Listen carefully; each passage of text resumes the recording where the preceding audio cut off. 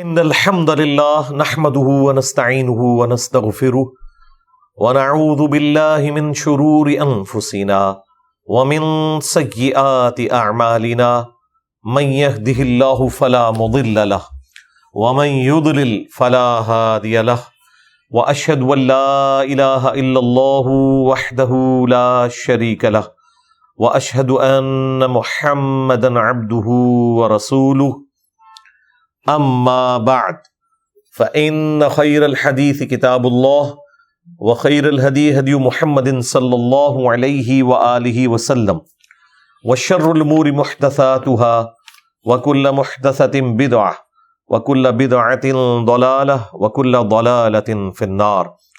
اعوذ بالله السميع العليم من الشيطان الرجيم من همزه ونفخه ونفثه. بسم الله الرحمن الرحيم. رب اشرح لي صدري ويسر لي امري واحلل عقدة من لساني يفقهوا قولي. بسم الله الرحمن الرحيم. ان الله وملائكته يصلون على النبي يا ايها الذين آمنوا صلوا عليه وسلموا تسليما. اللهم صل على محمد وعلى آل محمد كما صليت على ابراهيم وعلى آل ابراهيم انك حميد مجيد. اللهم بارك على محمد وعلى آل محمد كما باركت على ابراهيم وعلى آل ابراهيم انك حميد مجيد. اللهم ربنا آتنا في الدنيا حسنة وفي الآخرة حسنة وقنا عذاب النار. ربنا آتنا من لدنك رحمة وهيئ لنا من أمرنا رشدا. لا إله إلا أنت سبحانك إني كنت من الظالمين. حسبنا الله ونعم الوكيل. يا حي يا قيوم برحمتك أستغيث ولا حول ولا قوة إلا بالله العلي العظيم. آمین.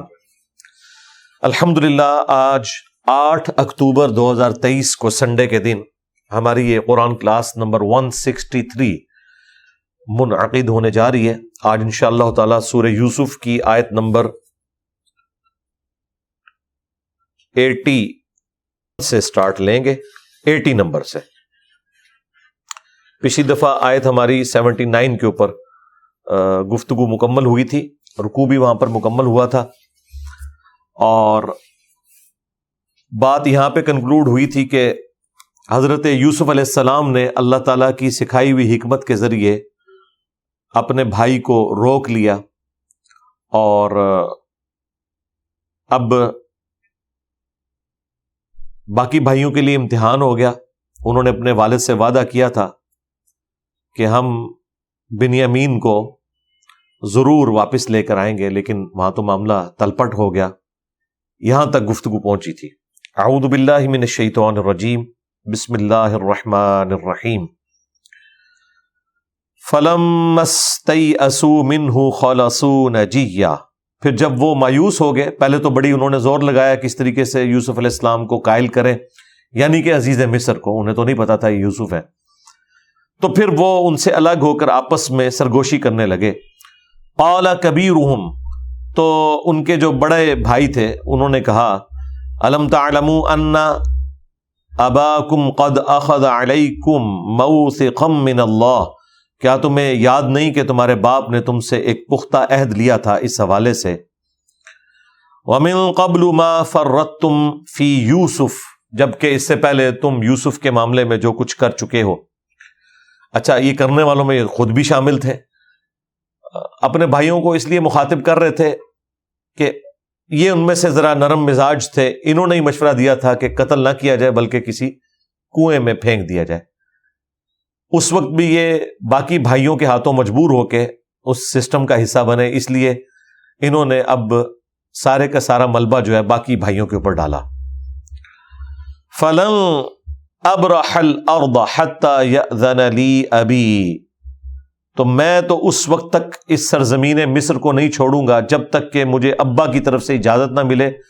تم بے شک اپنے ابا کے پاس واپس چلے جاؤ چونکہ میں نے یہ وعدہ کیا تھا تو جب تک مجھے وہ میرا چھوٹا بھائی یہاں سے نہیں ملتا میں تو اپنے باپ کو اب اپنا چہرہ بھی نہیں دکھا سکتا.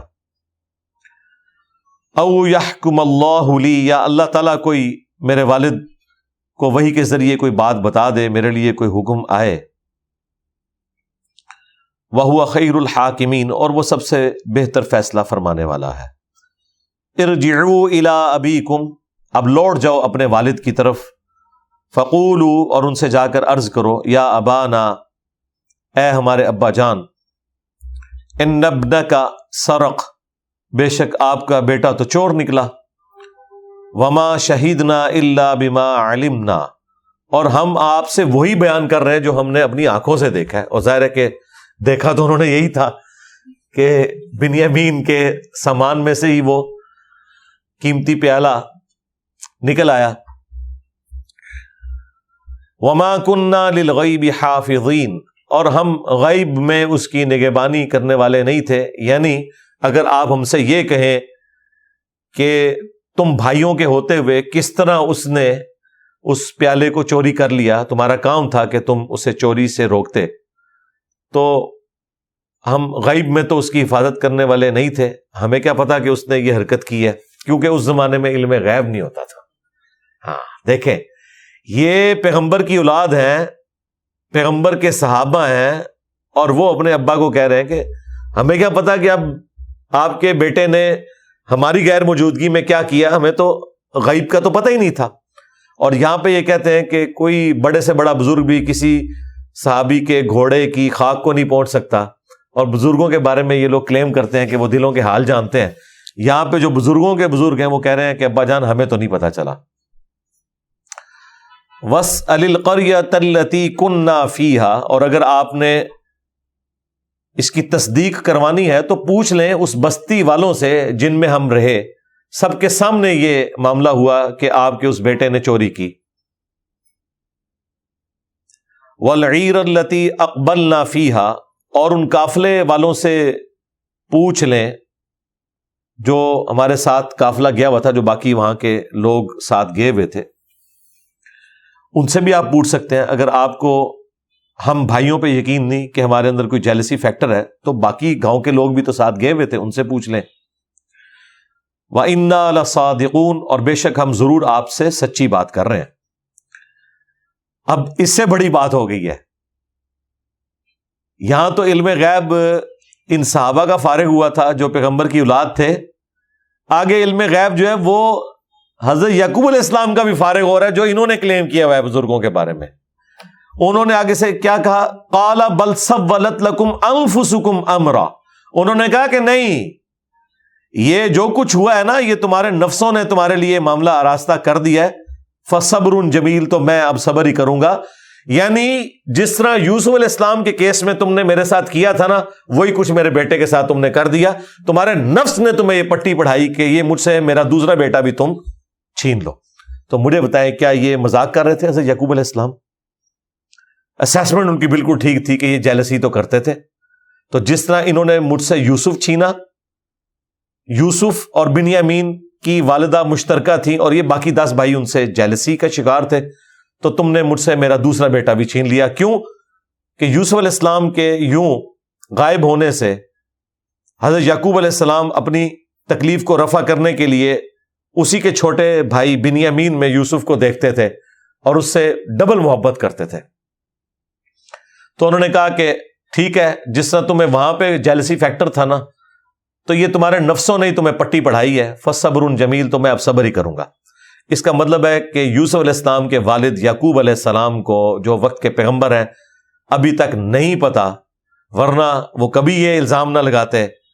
ایک نبی کے شان ہے کہ وہ کسی مسلمان کو تو چھوڑ دے، کسی کافر پہ بھی اس قسم کا الزام لگائے کہ تم لوگ مجھ سے غلط بیانی کر رہے ہو، تم نے خود یہ سارا کام کیا.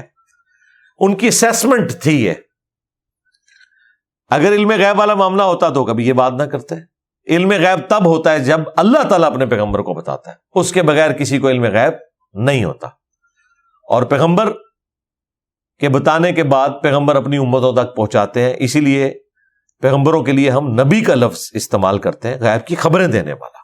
نبی کے لیے جو علم الغیب یا غیب کی خبر نہ مانے وہ تو مسلمان ہی نہیں ہے، لیکن عقیدہ یہ ہے کہ اللہ کے بتانے سے انہیں معلوم چلتا ہے، نہ کہ وہ خود کوئی کمپیٹنسی ایسی حاصل کر لیتے ہیں۔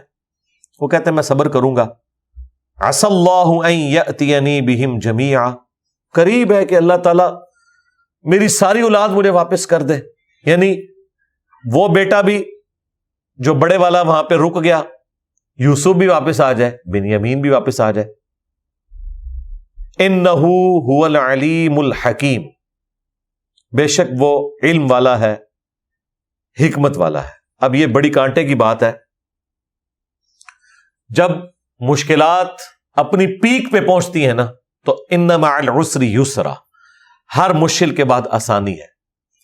تو حضرت یعقوب علیہ السلام کو یہ سمجھ آ گئی کہ یہ بھی اگلی میری آزمائش ہے، کیونکہ مجھ سے بیٹا تو لیا گیا تھا، اللہ تعالیٰ اپنے پیغمبر کے دل میں اس کی اولاد کی محبت کو بھی برداشت نہیں کرتا، ایکسٹریم لیول کے اوپر توحید کے منافی سمجھتا ہے پیغمبر کے حق میں۔ عام بندوں کے لیے تو بات چل جاتی ہے۔ تو انہوں نے اپنے اس غم کو غلط کرنے کے لیے چھوٹے بیٹے میں اپنے اس بیٹے یوسف کی محبت کو تلاش کرنا شروع کر دیا تھا۔ اب ان کو یہ سمجھ آ گیا کہ اللہ نے یہ دوسرا بیٹا بھی مجھ سے چھین لیا ہے، یعنی مجھے اب آخری درجے میں آزما لیا ہے، قریب ہے کہ اب اللہ تعالیٰ مجھے وہ دوسرے بیٹے بھی واپس کر دے۔ تو یہ ایک اللہ تعالیٰ کی سنت ہے کہ جب مشکل اپنی پیک پہ پہنچتی ہے، متی نصر اللہ، اللہ کی مدد کب آئے گی، تو اس وقت پھر اللہ تعالیٰ کی مدد آ جاتی ہے جب انسان کی تکلیف اپنے ایپیکس کو پہنچتی ہے۔ وَتَوَلَّى عَنْهُمْ، تو پھر انہوں نے منہ پھیرا اپنے ان بیٹوں سے جو یہ بری خبر لے کے آئے تھے۔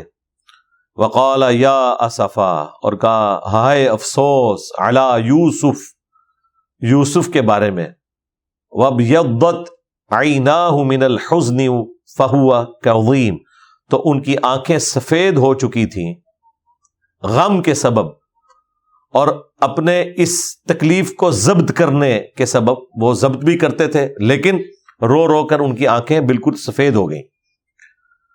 اور یہ سین انہوں نے فلمایا ہے جس طریقے سے، وہ ایران والوں نے اس فلم کے اندر پیغمبر یوسف کے اندر واقعی انہوں نے سفید وہ پھر آنکھیں دکھائی ہوئی ہیں، اور جس طریقے سے وہ ایکٹنگ کی ہے وہ کمال کی ہے۔ بہرحال اب وہ چونکہ یوسف کو یاد کر رہے ہیں تو اس کے جواب میں اب باقی اولاد ظاہر ہے وہ پھر بھڑک اٹھی۔ قالوا تاللہ، وہ کہنے لگے اللہ کی قسم، تفتأ تذکر یوسف، کہ آپ ہر وقت یوسف کو یاد کرتے رہتے ہیں، حتی تکون حرضا او تکون من الہالکین، یہاں تک کہ آپ کی صحت نہ بگڑ جائے یا آپ اپنے آپ کو اب ہلاک کر لیں گے یوسف کے غم میں، اسے بھلا دے، کیونکہ سٹوری تو انہوں نے یہی پیش کی تھی کہ اسے بھیڑیا کھا گیا، تو مرنے کے بعد صبر آ جانا چاہیے۔ لیکن یوسف علیہ السلام کے والد کو یہ پتا تھا کہ یہ معاملہ کوئی اور ہوا ہے، اور عنقریب اللہ تعالیٰ میری اس آزمائش کو ختم کرے گا۔ لیکن یہ عنقریب آپ کوئی تھوڑا عرصہ نہ سمجھیے گا، یہ آلموسٹ 40 سال لگے ہیں، یہ تکلیف کاٹنی پڑی ہے انہیں۔ جب وہ بیٹے اپنے باپ کو تسلی دیتے ہیں تو آگے سے حضرت یعقوب علیہ السلام کہتے ہیں، قال انما اشکو بثی وحزنی الی اللہ، وہ کہتے ہیں دیکھو میں تو اپنی اس تکلیف کی فریاد، اپنے اس دکھ درد اور مصیبت میں جو رجوع لانے والا معاملہ ہے اس غم کا، وہ اللہ ہی کی طرف کرتا ہوں۔ وَأَعْلَمُ مِنَ اللَّهِ مَا لَا تَعْلَمُونَ، اور میں اللہ کی طرف سے وہ کچھ جانتا ہوں جو تم نہیں جانتے۔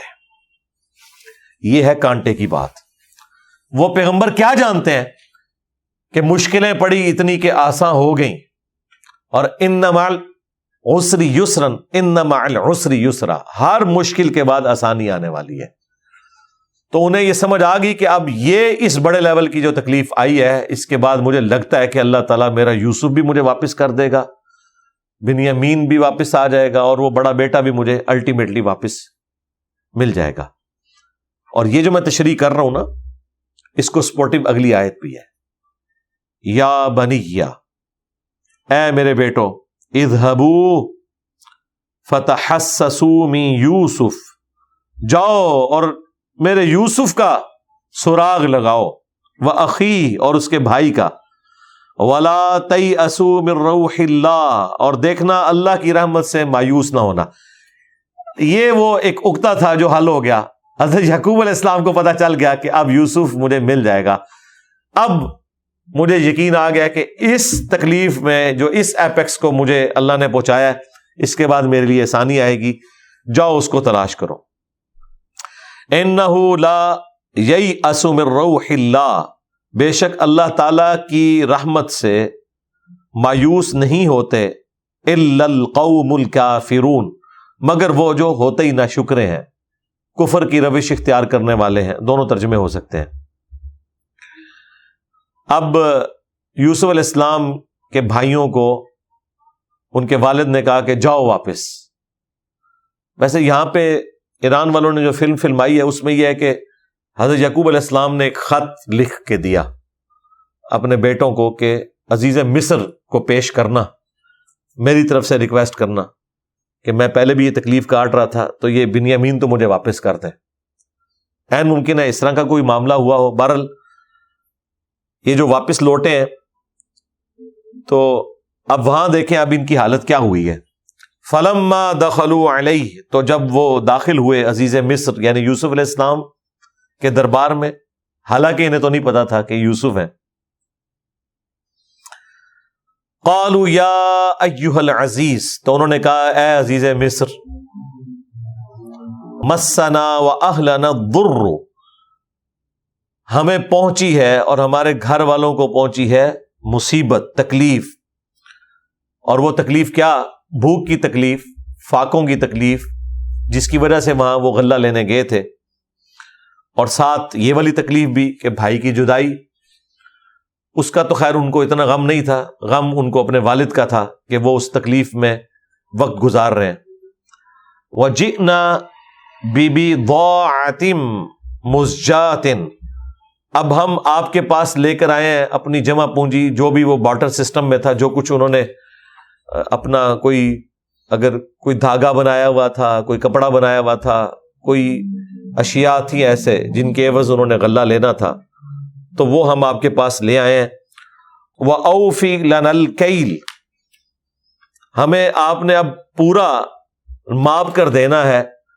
وَتَصَدَّقْ عَلَيْنَا اور ہم پر خیرات بھی کرنی ہے، کیونکہ جو ہمارے پاس جمع پونجی تھی وہ پوری سی ہے، اتنی نہیں ہے کہ جتنا ہم نے آپ سے غلہ لینا ہے، تو جو کچھ ہم لے کے آئے ہیں نا اس کے عوض آپ نے ہمیں غلہ پورا دینا ہے، کیونکہ پہلے بھی آپ نے ایسا معاملہ کیا تھا، ہم پر خیرات بھی کریں۔ ان اللہ یجزی المتصدقین بے شک اللہ تعالیٰ جو اس کی راہ میں خیرات کرتے ہیں، صدقہ کرتے ہیں، انہیں پسند فرماتا ہے۔ دیکھیں عزیز مصر کے سامنے یہ قرآن و حدیث بیان کر رہے ہیں، کون سے بیٹے کہ جنہوں نے اسی عزیز مصر کے ساتھ کیا برا سلوک کیا ہوا ہے۔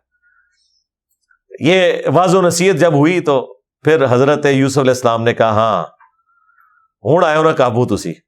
قال هل علمتم ما فعلتم بيوسف تو انہوں نے کہا کہ کیا تمہیں یاد ہے جو کچھ تم نے کیا یوسف کے ساتھ، وَأَخِيهِ اور اس کے بھائی کے ساتھ، اذ انتم جاہلون جبکہ تم ناداں تھے۔ دیکھیں ان کو بینیفٹ دے دیا کہ ٹھیک ہے بچپنا تھا، بھائی کے ساتھ یہ کیا کہ اس سے اس کا بھائی چھین لیا، اور یوسف علیہ السلام سے ان کا بھائی، ان کا والد، ان کی سرزمین چھین لی۔ قالوا اِنَّكَ لَأَنْتَ یوسف پھر ان کو کلک ہو گیا، کیونکہ یہ ساری باتیں جمع ہوئی ہیں، اب ان کا دماغ کلک کر گیا کہ یہ یوسف لگ رہا ہے، کیونکہ بنیامین کو بھی انہوں نے روکا، اور اب ابا نے بھی ہمیں بتایا کہ جاؤ واپس یوسف کو جا کے تلاش کرو، میں اللہ کی طرف سے وہ جانتا ہوں جو تم نہیں جانتے۔ تو ان کا کہ لگتا ہے کہ آپ ہی یوسف ہیں۔ قال انا یوسف انہوں نے کہا ہاں میں ہی یوسف ہوں، وہذا اخی اور یہ میرا بھائی ہے بنیامین۔ قد من اللہ علینا بے شک اللہ تعالیٰ نے ہم پر بڑا کرم فرمایا ہے۔ انہ من یتقی ویصبر بے شک جو کوئی شخص اللہ کے لیے تقوی اختیار کرتا ہے، صبر کرتا ہے، فإن اللہ لا یضیع اجر المحسنین تو بے شک اللہ تعالیٰ نیکوکاروں کا اجر ضائع نہیں کرتا۔ اب یہ جملہ دیکھنے کو تو چھوٹا سا ہے، لیکن اس کے پیچھے ذرا تکلیفیں دیکھیں۔ وہ ساری تکلیف بھلا کر یوسف علیہ السلام کیا کہہ رہے ہیں کہ اللہ تعالیٰ نے میرے پہ بڑا فضل کیا ہے، اللہ کا بڑا کرم ہے۔ لہٰذا یہ بڑے سے بڑی تکلیف بھی آئے نا تو انسان کو اس پہ صبر کرنا چاہیے اور کہنا چاہیے جو اللہ کی مرضی۔ مجھے بتائیں یوسف علیہ السلام جیسی تکلیف کس کے اوپر آئی ہوگی؟ اتنی تکلیف، جدائی کاٹ کے باپ کی شفقت سے محروم ہوئے، والدہ تو پہلے ہی فوت ہو گئی تھی، پردیس میں پلے، ساری جدائی دیکھی، تکلیفیں دیکھیں، اور سب سے بڑھ کر جو آلموسٹ 10 سال کی قید کاٹی بغیر کسی جرم کے، اس زمانے کی قید، کتنی تکلیف دہ چیز۔ اور اینڈ پہ وہ کہہ رہے ہیں کہ اللہ تعالیٰ نے بڑا کرم کیا ہے، جو کوئی تقوی اختیار کرتا ہے، صبر کرتا ہے، اللہ تعالیٰ اس کے اجر کو ضائع نہیں کرتا۔ ہاں، آخرت کے ساتھ اگر اسے دیکھا جائے، انفینٹ لائف، تو واقعی آخرت کی ہمیشہ کی زندگی وہ واقعی بدلہ ہے دنیا میں ان تکالیف کا۔ قالوا تاللہ لقد آثرک اللہ علینا، تو اب سارے بھائی جب انہوں نے دیکھا، ظاہر ہے عہدہ بھی تھا، تھوڑی بہت کوئی غلطی کا بھی احساس ہو گیا، تو انہوں نے کہا اللہ کی قسم، اللہ تعالیٰ نے آپ کو ہم پر بزرگی دی ہے، یعنی وہ 12 بیٹوں میں سے آپ کو اللہ تعالیٰ نے چنا ہے کہ آپ وارث بنیں گے حضرت ابراہیم علیہ السلام کی اس چین کا، جو انبیاء کی چین چل رہی ہے، جو بخاری مسلم میں حدیث ہے۔ نبی علیہ السلام سے پوچھا گیا کہ لوگوں میں سب سے بہترین انسان کون ہے؟ تو نبی علیہ السلام نے فرمایا کریم ابن کریم ابن کریم ابن کریم، یوسف بن یعقوب بن اسحاق بن ابراہیم۔ پھر نبی علیہ السلام نے یہ بھی ساتھ فرمایا، بخاری مسلم میں الفاظ ہے کہ یوسف علیہ السلام کیا ہستی تھے کہ پیغمبر تھے، باپ بھی پیغمبر، دادا بھی پیغمبر، پردادا بھی پیغمبر۔ وہ کریم ابن کریم ابن کریم ابن کریم۔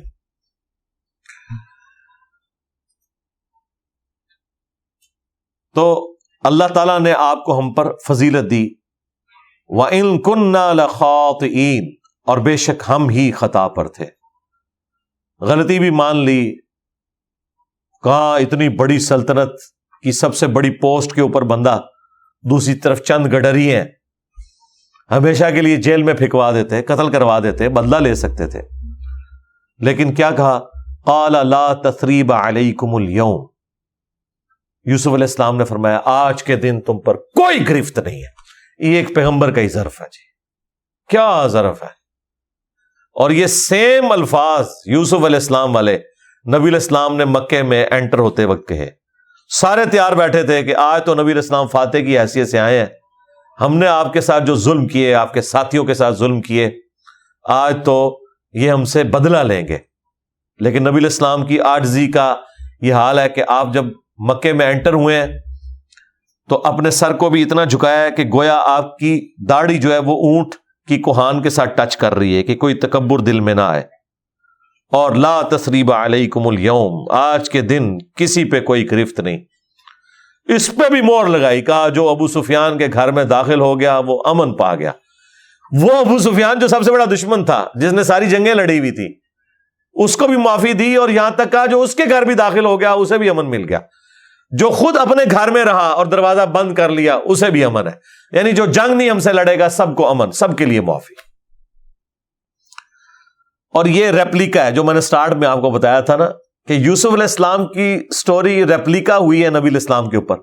یوسف علیہ السلام کے بھائیوں نے جو کچھ ان کے ساتھ کیا، یہاں پہ قریش مکہ نے بھی اس شخصیت کے ساتھ جو ان کے اپنے قبیلے سے تھی، جسے وہ صادق اور امین کہتے تھے، یہی سلوک کیا کہ انہیں شہر مکہ سے نکلنے پر مجبور کر دیا۔ وہاں پہ بھی یوسف علیہ السلام کو اللہ تعالیٰ نے بادشاہ بنایا، یہاں پہ نبی علیہ السلام کو اللہ تعالیٰ نے فتح مکہ کروا دی۔ تو یوسف علیہ السلام نے جس طرح اپنے بھائیوں سے انتقام لینے سے انکار کر دیا اور کہا کہ میں نے تمہیں معاف کیا، یہاں پہ بھی نبی علیہ السلام نے بھی وہی بات ریپیٹ کی۔ اور ان ساری چیزوں کے پیچھے آپ جو سب سے بڑا فیکٹر ہڈن وہ اللہ کی رحمت کا ہے۔ دیکھیں 2/3 قرآن مکے کا دھمکیوں پہ مشتمل ہے۔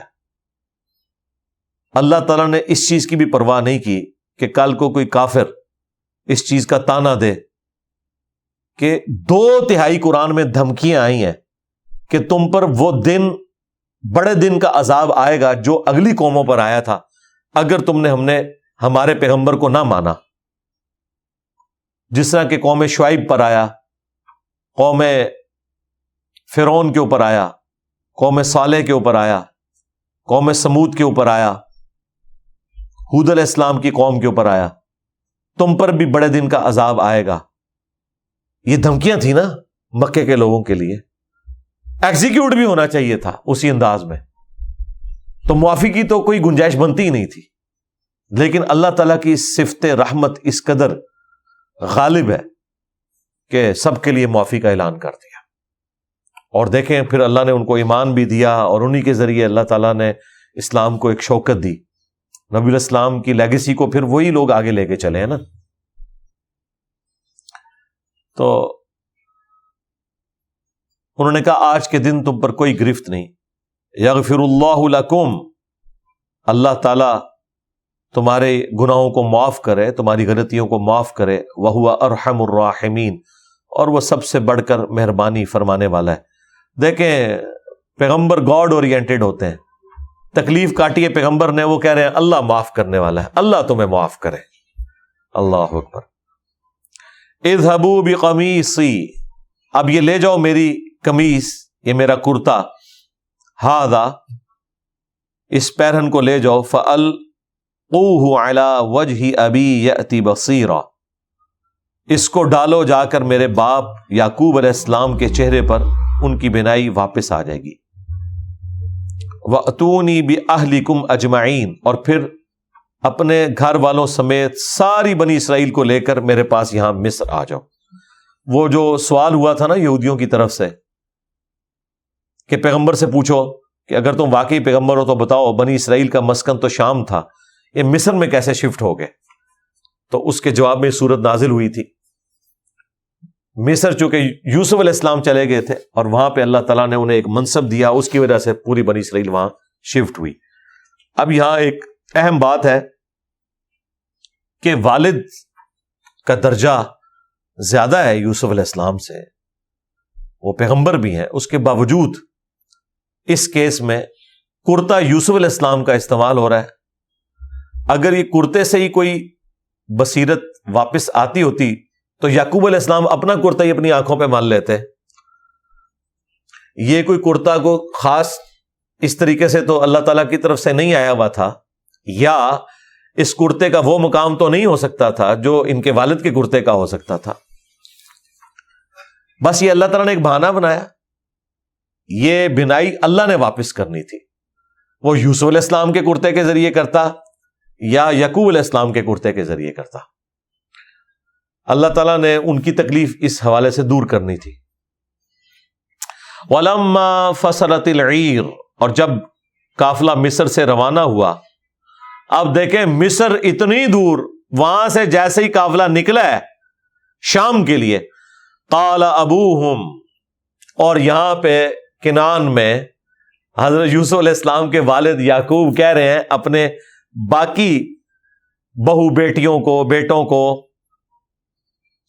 جو وہاں پر تھے، ان کے پوتے، انی لأجد ریح یوسف، بے شک مجھے اپنے یوسف کی خوشبو آ رہی ہے، لولا ان تفندون، اگر تم مجھے مفند خیال نہ کرو،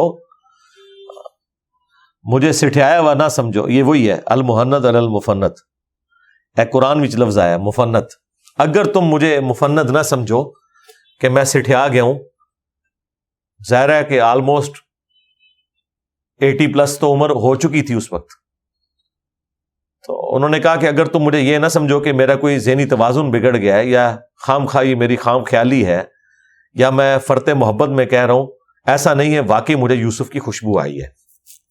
اور وہی ہوا کہ انہوں نے یہی سمجھا جو ان کو خدشہ تھا، قالوا، وہ کہنے لگے، تاللہ، اللہ کی قسم، انک لفی ضلالک القدیم، آپ تو اپنی اسی پرانی محبت میں ڈوبے ہوئے ہیں۔ ویسے ترجمہ کسی اور بندے کے لیے ہم کرتے ہیں تو یہ کہتے ہیں کہ آپ تو اسی گمراہی میں ہیں جو پرانی تھی، لیکن میں نے آپ کو بتایا کہ اس صورت میں ضلال محبت میں ڈوبنے کے معنوں میں آیا ہے، جو نبی علیہ السلام کے لیے بھی آیا وَوَجَدَكَ ضَالًّا فَهَدَىٰ، ہم نے آپ کو اپنی محبت میں خود رفتہ پایا اور ہدایت کے اعلیٰ ترین مرتبے پر پہنچا دیا۔ آپ تو اپنی اسی پرانی وارفتگی میں محبت میں مبتلا ہیں۔ اب دیکھیں، ایک وہ وقت تھا کہ یوسف علیہ السلام اسی شہر میں ایک کنویں میں تھے اور یعقوب علیہ السلام کو خوشبو نہیں آئی کیونکہ اللہ نے نہیں چاہا۔ تو علم غیب اللہ کی طرف سے ہوتا ہے، کوئی مخلوق خود سے یہ علم حاصل نہیں کر سکتی۔ اور دوسری طرف سینکڑوں کلومیٹر دور جب وہ قافلہ نکلا ہے، اللہ تعالیٰ نے پیغمبر کو وہ خوشبو سنگھا دی ہے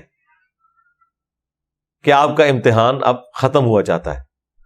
ایک امید، ورنہ اس قافلے کو بھی تو پہنچنے میں آلموسٹ 3-4 ہفتے تو لگنے تھے، تو وہ 3-4 ہفتے کم از کم ان کی وہ تکلیف آسان ہو گئی کہ انہیں خوشبو اللہ تعالیٰ نے سنگھا دی کہ بھائی آپ کا امتحان ختم ہو چکا ہے، آپ کا بیٹا آپ کو واپس ملنے والا ہے۔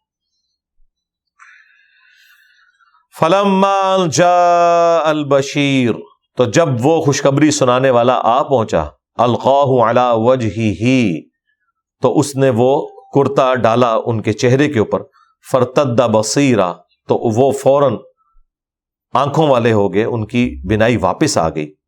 قَالَ أَلَمْ أَقُلْ لَكُمْ، تو پھر انہوں نے کہا دیکھو میں تمہیں نہیں کہتا تھا، إِنِّي أَعْلَمُ مِنَ اللَّهِ مَا لَا تَعْلَمُونَ، بے شک میں اللہ کی طرف سے وہ کچھ جانتا ہوں جو تم نہیں جانتے۔ وہ جو میں نے بات کی تھی نا، وہ کچھ کیا جانتا ہوں کہ ہر مشکل کے بعد آسانی آنے والی ہے۔ یہ میرا امتحان اب اس پیک کو پہنچا ہے کہ اس کے بعد مجھے لگتا ہے کہ اب میری آسانی کا وقت شروع ہو گیا۔ اب جب یہ سب کچھ ہوا تو اب ظاہر ہے کہ وہ بیٹے آئے ہیں، سارا پول کھل گیا، پھر بیٹوں نے مان لیا کہ ہم نے یہ سب کچھ کیا تھا۔ قالوا یا ابا نستغفر لنا ذنوبنا، انہوں نے کہا ابا جان اب جلدی سے بس آپ ہمارے گناہوں کے لیے معافی مانگیں رب کے حضور، انا کنا خاطئین، بے شک ہم ہی قصوروار تھے۔ اتنی جلدی تو نہیں گناہ معاف ہوتا، اتنا لمبا تکلیف والا، اور ایک جملہ بول کے وہ سمجھ رہے ہیں کہ ہم معافی کر لیں گے۔ اتنی تکلیف دی باپ کو، پھر بیٹے کو، پھر اس کی صحبتیں دیکھیں، یہاں پہ باپ کی صحبتیں دیکھیں، ایک ایک دن کیلکولیٹ کریں، یہ 40 سال کس پولیس رات پہ کاٹے ہیں یعقوب علیہ السلام نے۔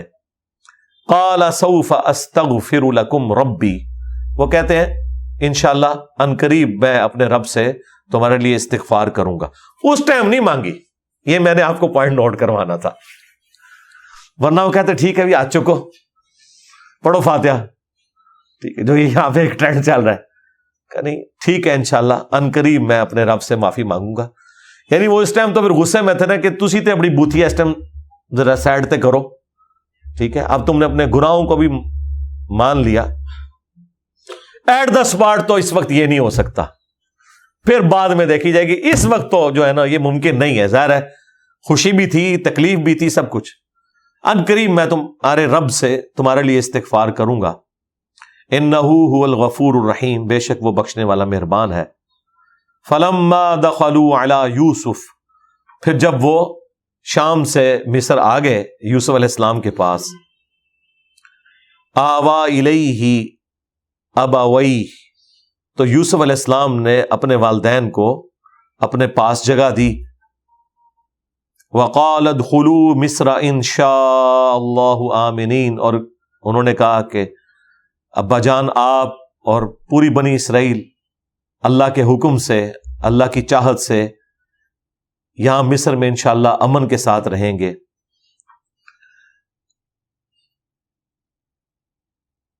ورفع ابویہ علی العرش، تو انہوں نے اپنے تخت پر اپنے والد کو بٹھایا، ظاہر پروٹوکول دینا تھا، پیغمبر بھی تھے، والد بھی تھے۔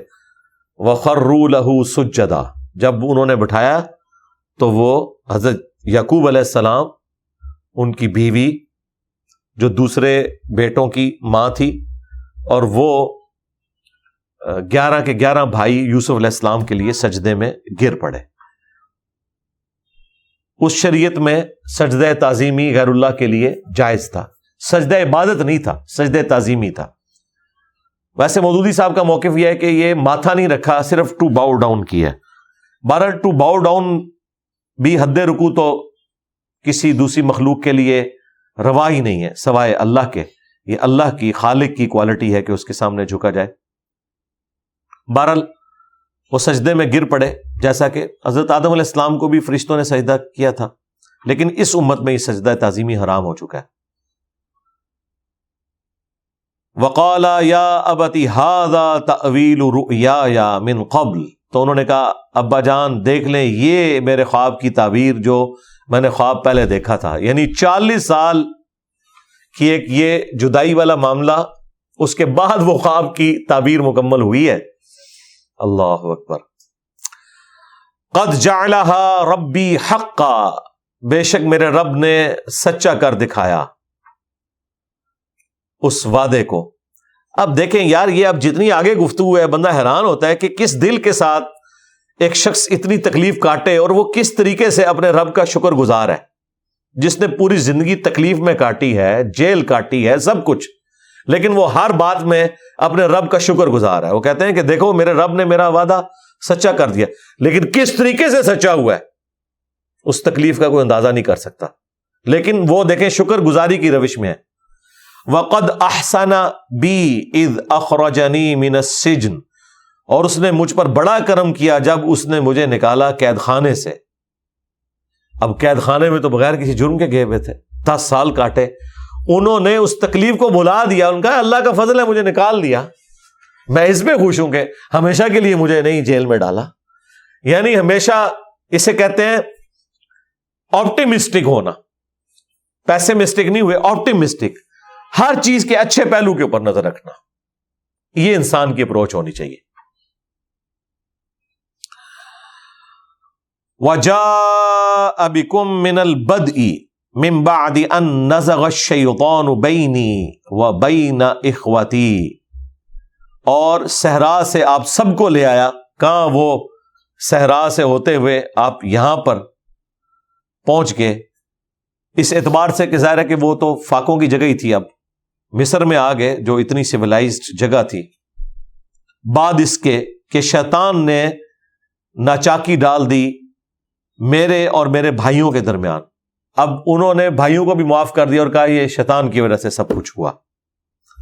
دیکھیں یہ بات انسان اگر اپنے جرم کے اوپر کرے تو سمجھ آتی ہے کہ انسان کی عادت ہوتی ہے کہ میرا تو قصور نہیں، شیطان نے کرایا، لیکن یہ کتنا حوصلہ ہے کہ جرم کسی دوسرے کا ہے، بھائیوں کا ہے، اس کو بھی شیطان کی طرف منسوب کیا ہے، انہیں بھی بینیفٹ دیا ہے۔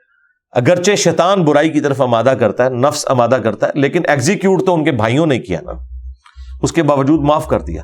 ان ربی لطیف لما یشاء، بے شک میرا رب لطف و کرم فرمانے والا ہے جس کے لیے چاہتا ہے۔ انہ هو العلیم الحکیم، بے شک وہ علم والا، حکمت والا ہے۔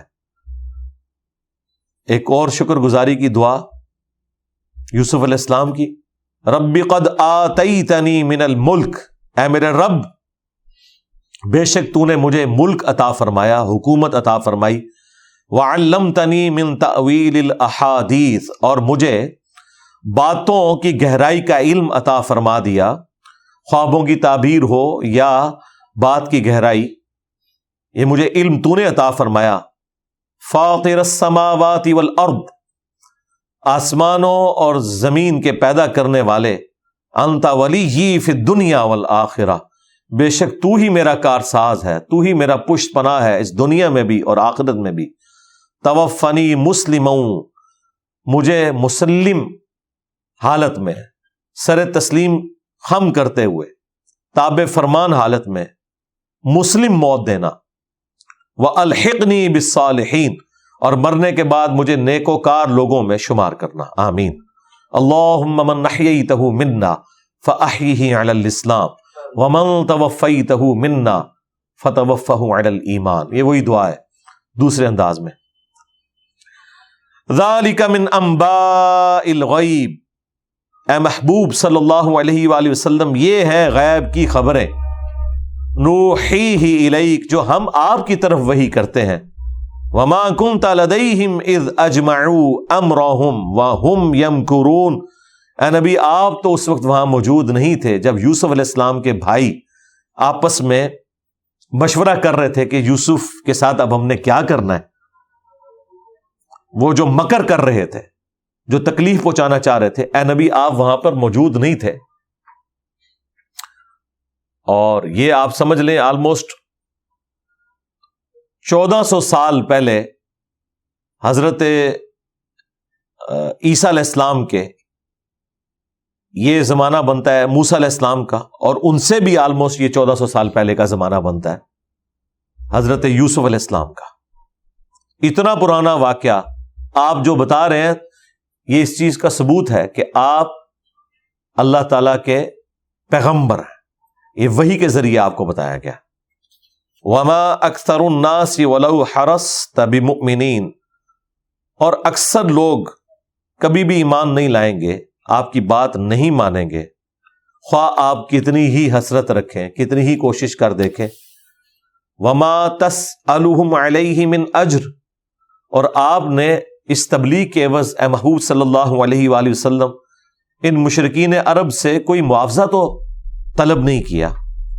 ان ہوا الا ذکر للعالمین، قرآن تو نہیں مگر نصیحت تمام جہان والوں کے لیے. یا نبی علیہ السلام کے بارے میں بھی یہ ضمیر جا سکتی ہے کہ آپ علیہ السلام تو نصیحت نہیں مگر تمام جہان والوں کے لیے. یعنی اب وہ پورے واقعے کے بعد روح سخن جو ہے نبی علیہ السلام کی طرف آ گیا، کیونکہ یہ صورت اب کنکلوڈ ہو رہی ہے، اس میں سے کوئی رزلٹ بھی نکالنا ہے نا. تو یہ پورے واقعات سنانے کے بعد اب نبی علیہ السلام اور مشرکین عرب کی طرف روح سخن ہے.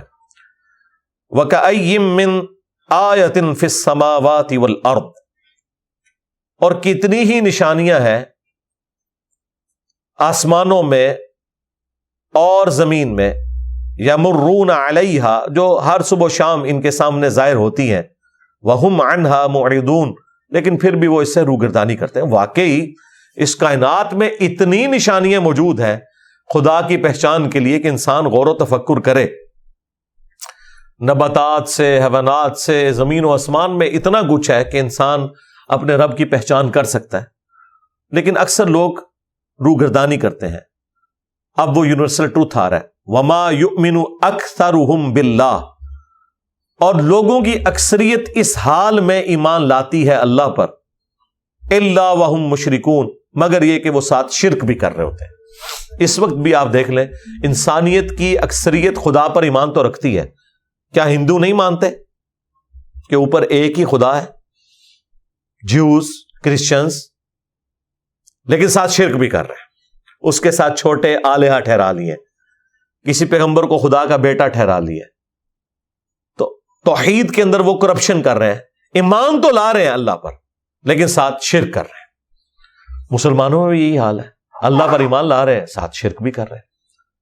اس کے لیے آپ میری ایک تفصیلی ویڈیو دیکھیں، مجھے اپنے بعد تم سے شرک کا خوف نہیں. اس میں نے یہ ساری کی ساری چیزیں ڈسکس کی ہیں. یہ آیت بھی ہم نے اس میں ڈسکس کی تھی. افامنوا ان تأتیہم غاشیۃ من عذاب اللہ، کیا وہ اس بات سے بے فکر ہو گئے ہیں، بے غم ہو گئے ہیں کہ ان پر آ جائے اللہ تعالی کی طرف سے چھا جانے والا عذاب. او تأتیہم الساعہ، یا قیامت ہی آ جائے بغتتاً اچانک، وہم لا یشعرون، اور انہیں اس وقت کوئی شعور بھی نہ ہو. موت کی شکل میں قیامت، ظاہر بخاری مسلم میں حدیث ہے کہ جس کی موت آ گئی اس کی قیامت قائم ہو گئی. تو یہ اپنی موت سے کیا غافل ہے، یا اس عذاب سے غافل ہے کہ جو ہمارا وعدہ ہے کہ انبیاء کے انکار کرنے پر آتا ہے، اچانک ان پر آ جائے تو اس وقت تو ایمان لانا کوئی فائدہ نہیں دے گا. قل ہذہ سبیلی، اے نبی ان سے فرما دو یہ ہے میرا راستہ، ادعو الی اللہ، کہ میں صرف اللہ کی طرف بلاتا ہوں، علی بصیرۃ، پورے دلائل کے ساتھ، انا، میں بھی، ومن اتبعنی، اور میری پیروی کرنے والے لوگ بھی. یعنی ہم لوگ پورے دلائل اور بصیرت کے ساتھ خود بھی اس دین کے اوپر قائم ہیں اور تمہیں بھی اللہ کی طرف بلاتے ہیں. یہ آیت اس بات کا ثبوت ہے کہ تقلید جو ہے نا، اندھے بن کے کسی کے پیچھے چلنا یہ نبی کے کیس میں بھی نہیں ہوتا. نبی علیہ السلام بھی کیا اناؤنسمنٹ کر رہے ہیں, اے نبی ان سے کہہ دو کہ میں اور میرے ساتھی پورے دلائل کے ساتھ اس دین کے اوپر ہیں اور تمہیں اللہ کی طرف بلا رہے ہیں, اندھے بن کر نہیں. حالانکہ نبی معصوم ہوتے ہیں, ان کے پیچھے آنکھیں بند کر کے بھی چلا جا سکتا ہے, لیکن اللہ تعالیٰ کو یہ اندھی تقلید منع اللہ نے کر دی ہے اپنے ماننے والوں کے لیے, ناپسند ہے.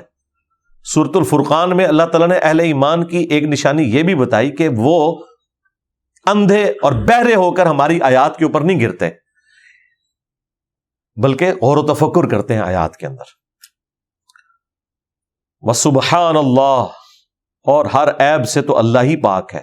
وما انا من المشرکین, اور میں مشرکین میں نہیں ہوں. اے نبی یہ اناؤنسمنٹ کر دو.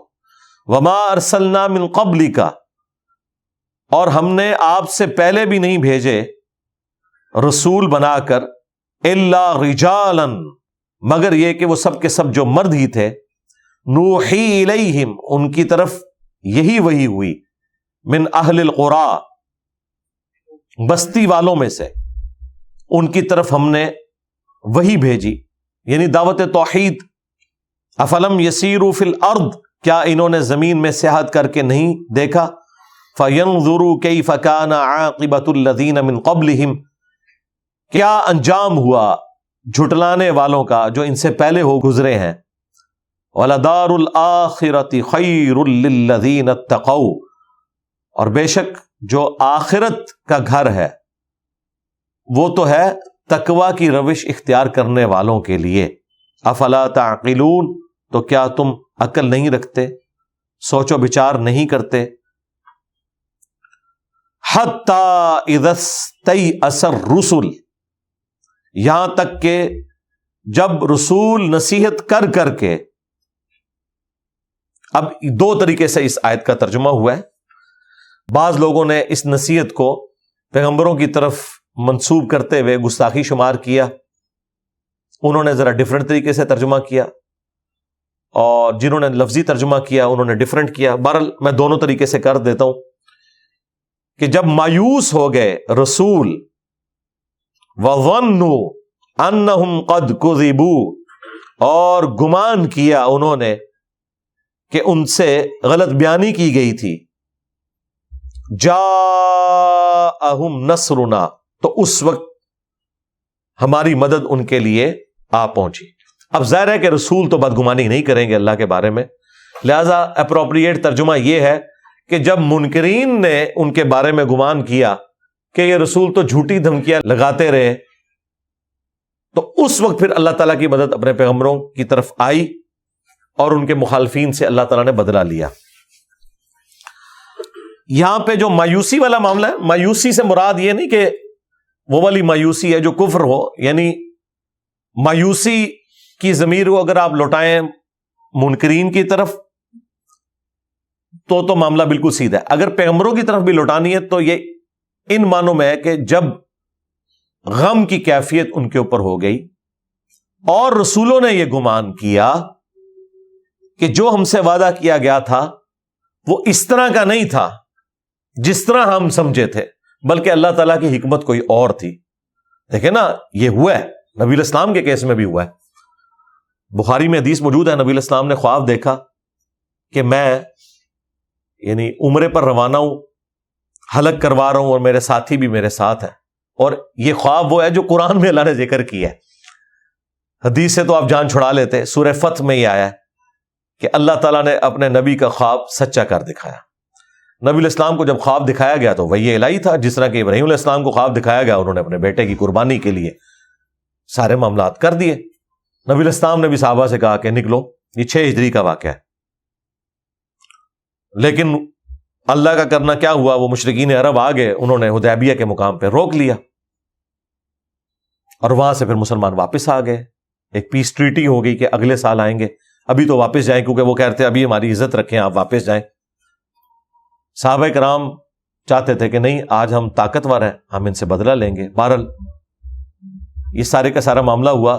پھر صحابہ کرام نے حضور سے پوچھا, حضرت عمر نے, اس طرح کی دلیری وہی کرتے تھے, بخاری کے الفاظ ہیں کہ یا رسول اللہ, آپ نے تو کہا تھا کہ ہم عمرے کے لیے جا رہے ہیں, تو آپ نے فرمایا کہ مجھے خواب تو اللہ نے دکھائی تھی, لیکن یہ کنفرم نہیں تھا کہ یہ اس دفعہ ہی عمرہ ہوگا یا اگلی دفعہ ہوگا، اگلی دفعہ پورا ہو گیا.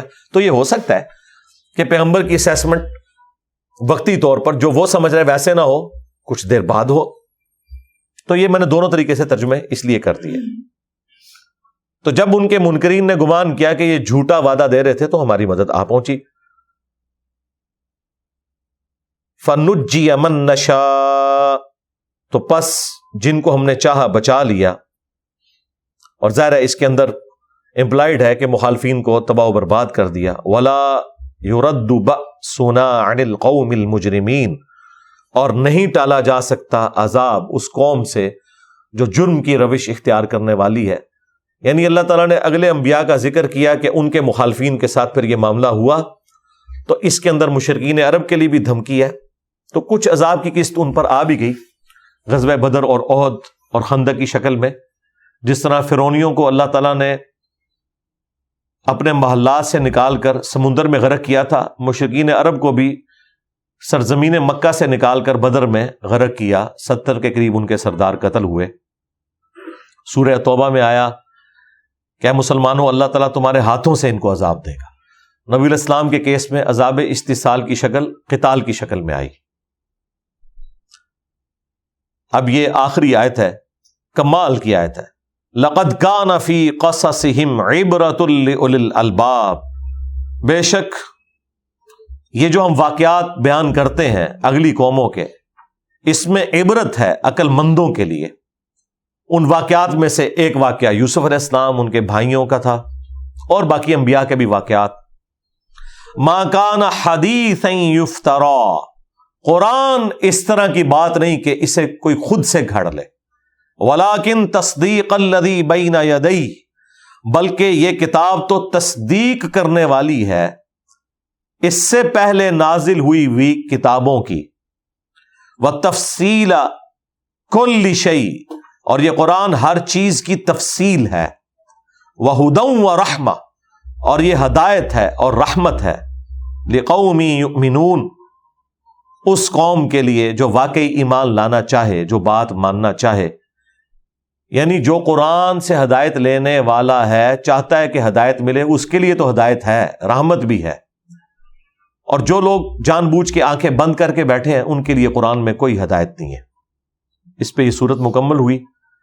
تو یہ آخری آیت میں اللہ تعالیٰ نے فرمایا کہ کسی انسان کی یہ کمپیٹنسی نہیں کہ اس طرح کی کوئی کتاب گھاڑ سکے. جو اس کے اندر ربط ہے، جو سوز و گداز ہے، جو شہانہ انداز ہے، یہ اللہ ہی کی کتاب ہے. اور یہ کتاب اگلی کتابوں کی تصدیق کرتی ہے اور ہر چیز کی تفصیل ہے. ہر چیز کی تفصیل سے مراد جو اگلی کتابوں میں لوگوں نے تبدیلیاں کر دی تھیں، کوئی شریعت کے اندر اس طرح کی چیزیں داخل کر دی تھیں، وہ اللہ تعالیٰ کی طرف سے اس کتاب کے ذریعے اللہ تعالیٰ نے انسانیت کو ہدایت دی. وہ تمام جو گرد و غبار تھا وہ دور کیا. باقی بعض لوگ اس کو اس طرف لے گئے کہ قرآن جو ہے وہ چونکہ ہر چیز کی تفصیل ہے تو لہذا قرآن کے اندر ہر چیز کا علم آ گیا ہوا ہے، اور قرآن کے سب سے بڑے عالم نبی علیہ السلام ہے، لہذا نبی علیہ السلام کو ما کان و ما یکون کا علم ہے. اس طرح وہ قرآن ریاں بنانا شروع کر دیتے ہیں. اور بھئی قرآن کا تو اپنا سٹیٹس یہ ہے کہ اللہ تعالیٰ نے قرآن کے بارے میں فرمایا ہے کہ قرآن جو اصلی قرآن ہے، بل ہوا قرآن مجید فی لوح محفوظ، وہ لوح محفوظ میں ہے. جو اللہ تعالیٰ کی بڑی کتاب ہے نا، وہ لوح محفوظ ہے، اس کا ایک حصہ ہے قرآن. یہ جو تفصیلات ہیں وہ لوح محفوظ میں ایک ایک ٹائنیس ڈیٹیل. جو اللہ تعالیٰ فرماتا ہے نا کہ زمین کی گہرائیوں میں کوئی دانہ نہیں پھوٹتا اور خشکی میں اور تری میں کوئی پتا نہیں گرتا کسی درخت سے مگر وہ ہمارے علم میں ہے، اور ہم نے یہ ساری چیزیں پہلے ہی لوح محفوظ میں لکھ لی ہیں. وہ جو اللہ تعالیٰ کی بڑی ہارڈ ڈسک ہے نا، وہ لوح محفوظ ہے جس میں ہر چیز ہے. قرآن بھی وہیں سے نازل ہوا، تورات بھی، انجیل بھی، اور اللہ تعالیٰ نے جو ساری مخلوقات کی تقدیر لکھی ہوئی ہے وہ اس کتاب میں لکھی ہوئی ہے. کتنی بڑی کتاب ہے یہ، اللہ کے علم میں. تو اس سے یہ رزلٹ نکالنا کہ جی یہ قرآن میں ہر چیز کی تفصیل ہے، وہ کہتے ہیں جی بس لوح محفوظ کی بھی تفصیل اس کے اندر آ گئی ہوئی ہے. قرآن میں تو اجمالاً چیزوں کا بیان ہوا ہے. اور تفصیل اگر آئی ہے تو وہ شریعت کے وہ معاملات جس میں کوئی ٹیمپر کر دیا تھا یہود و نصارہ نے شریعت کو، تو وہ اللہ تعالیٰ نے ریمیڈی فرمائی ہے، اور یہ کتاب ہدایت ہے اور رحمت ہے ان لوگوں کے لیے جو بات ماننا چاہیں، ایمان لانا چاہیں۔ اللہم اجعلنا منہم، رضیت باللہ ربا وبالاسلام دینا وبمحمد نبیا، اللہم من احییتہ منا فاحیہ علی الاسلام ومن توفیتہ منا فتوفہ علی الایمان۔ انشاءاللہ اگلی دفعہ ہم سورۃ الرعد سٹارٹ کریں گے،